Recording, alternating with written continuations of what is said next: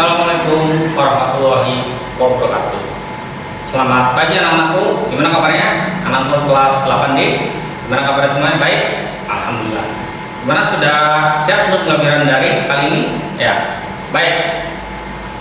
Anak-anakku, jangan lupa nanti sebelum pembelajaran dimulai, nanti silakan siapkan alat tulisnya. Ya, itu nanti jangan lupa siapkan alat tulisnya. Kemarin kita sudah belajar tentang keberagaman kebudayaan Indonesia dan ASEAN. Ya, nanti kita lanjutkan materi yang sekarang apa itu materinya. Nah, nanti kita akan bahas. Baik anak-anakku, sebelum pembelajaran dimulai, marilah kita berdoa terlebih dahulu. Doa mulai.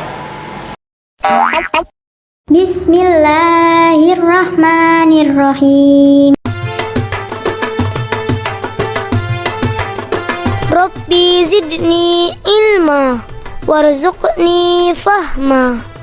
Ya Allah, tambahkanlah aku ilmu dan berikanlah aku rizki akan kepahaman. Rabbi zidni ilma warzuqni fahma.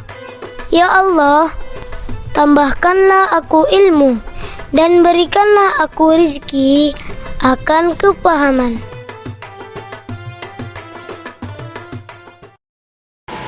Selesai? Terima kasih anak-anakku. Mudah-mudahan pembelajaran kita kali ini berjalan dengan lancar. Baik anak-anakku, kita mulai untuk pelajaran daring mata pelajaran IPS kelas 8. Materi yang kita bahas kali ini tentang mobilitas sosial. Ya. Nah, perhatikan nanti gambar-gambarnya berikut ya. Tujuan pelajaran kita kali ini adalah nanti mengenai mobilitas sosial. Nanti kamu mampu mendeskripsikan proses, bentuk atau mendorong, penghambat dan dampak mobilitas sosial. Nah itu ya, mampu mendeskripsikan ya. Nanti setelah melihat tayangan video berikut ini. Nah, mengapa kita perlu mempelajari mobilitas sosial? Ada yang tahu? Ya, baik. Nah ini ya. Kita ketahui ya, tujuan individu atau kelompok melakukan perpindahan kedudukan dan dampaknya terhadap lingkungan sekitar. Nah itu tujuannya ya, itu. Terus juga nanti bentuk mobilitas sosial. Apa itu bentuknya? Ya, kita lihat di sini ada mobilitas horizontal, ya, vertikal, lateral. Nah ini ada 3 bentuknya ya. Jadi ada horizontal, vertikal dan lateral. Apa sih mobilitas sosial vertikal? Nah, kita bahas satu-satu. Nah, ini harapannya adalah ke atas. Artinya apa? Vertikal berarti naik. Ya. Nah, mobilitas sosial vertikal naik atau sosial clinging ini bisa diartikan ada menunjukkan perubahan kelas sosial yang lebih baik dari sebelumnya. Contohnya, yang tadinya buruh, ya, buruh tani, dan dia pindah usaha dagang, atau yang dari buruh menjadi majikan, wirausaha dan sebagainya, itu mobilitas naik. Atau yang tadinya karyawan menjadi mandor, direktur dan sebagainya. Nah itu mobilitas naik ya, ke atas. Nah kebalikannya adalah mobilitas vertikal yang turun, ada social sinking ya. Ini adalah menunjukkan perpindahan status atau kelas sosial seseorang menuju kelas sosial yang lebih rendah ya. Tadinya dia mungkin mandor, sekarang jadi kulinya.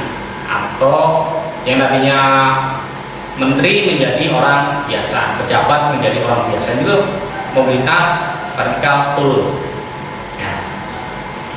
Terus mobilitas sosial horizontal. Nah kita lihat ya, mobilitas sosial horizontal merupakan gerak perpindahan status atau menunjukkan seseorang menuju status atau kedudukan baru yang sederajat. Jadi apa? Ini menurut Sujono, Sukanto dan Ludi ya.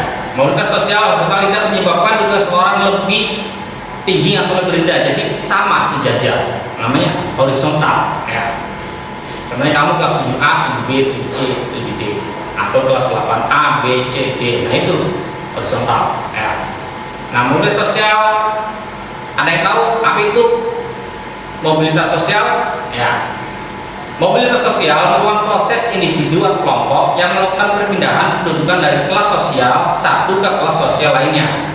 Perpindahan tersebut mempengaruhi perubahan yang terjadi dalam individu atau kelompok. Nah, itu adalah pengertian dari mobilitas sosial. Ya.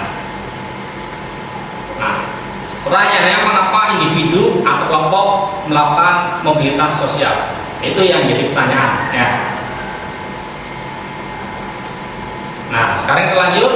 Mobilitas sosial lateral. Ya. Mobilitas sosial lateral dibedakan menjadi dua, yaitu permanen dan tidak permanen. Ya. Apa itu permanen, apa itu tidak permanen? Nah, kita lihat. Kita perhatikan gambar berikut. Ini apa? Ya, orang turun dari kapal laut. Nah, ini adalah ya masa mudik ya, contohnya. Terus juga nanti mobilitas sosial kita lihat. Ya, nanti ada faktor pendorongnya. Apa itu faktor pendorongnya? Ya, kita lihat satu-satu faktor pendorong mobilitas sosial. Ya. Yang pertama adalah faktor struktural, faktor individu, faktor ekonomi, faktor politik, faktor pertumbuhan penduduk. Yang terakhir adalah kemudahan dalam mengakses pendidikan. Itu adalah faktor pendorong mobilitas sosial, perpindahan penduduk dari satu tempat ke tempat lain, atau dari kedudukan yang satu ke kedudukan yang lain. Nah, itu faktor pendorongnya. Nah, sekarang adalah faktor penghambatnya. Kita lihat nanti apa saja faktor penghambatnya. Ya, dan salah satu adalah kemiskinan. Itu faktor penghambat mobilitas sosial. Yang kedua adalah situasi politik yang tidak kondusif, atau lagi berperang, atau lagi krisis negaranya. Ya, terus faktor budayaan. Dan juga bisa jadi penghambat. Ya, itu ketika tidak sesuai dengan adat istiadat dari daerah atau negara tersebut. Ya.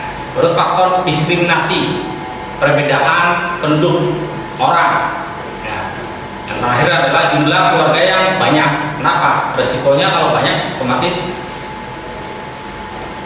distribusi atau biayanya lebih tinggi. Ya.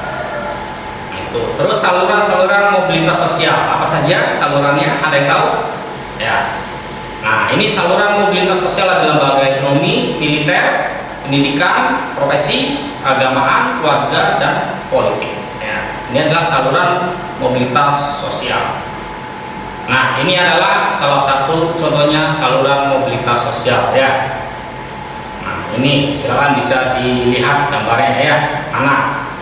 Kalau pendidikan kita tahu ini sekolah kita juga sama, dalam lembaga pendidikan. Kalau politik itulah anggota DPR, MPR, itu lembaga keluarga kita, keagamaannya masjid, gereja, vihara, dan sebagainya. Ya, kalau militer otomatis TNI dan polisi. Gitu.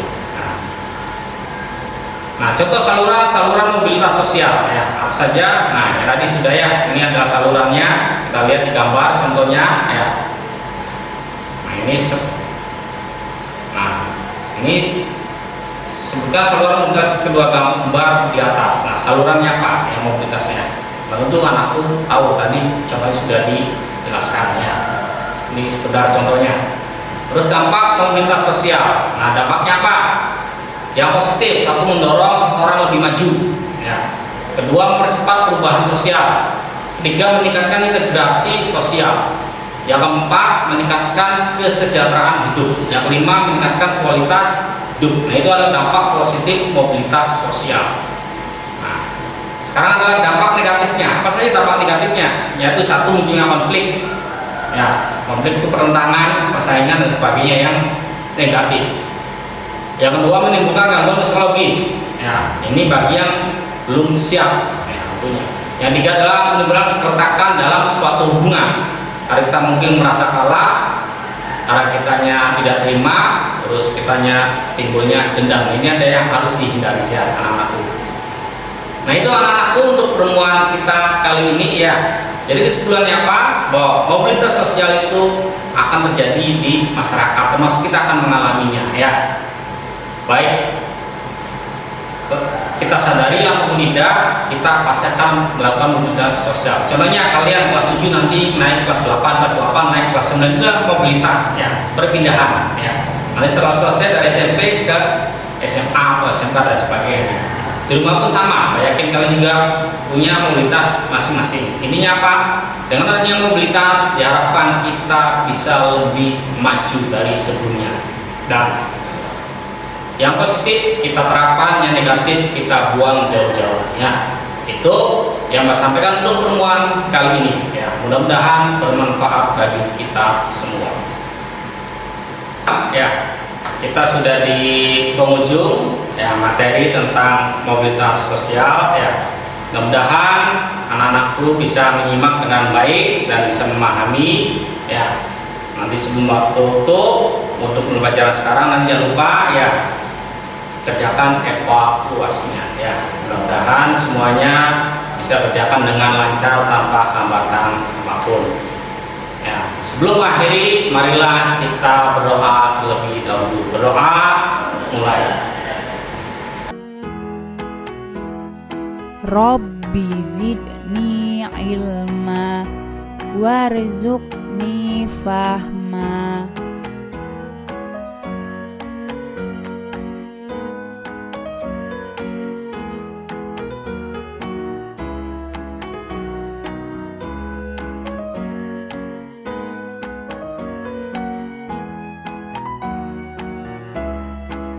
Allahumma khrijna min zulumatil wahmi wa akrimna binuril fahmi waftah alaina bima'rifatika ya arhamar rahimin.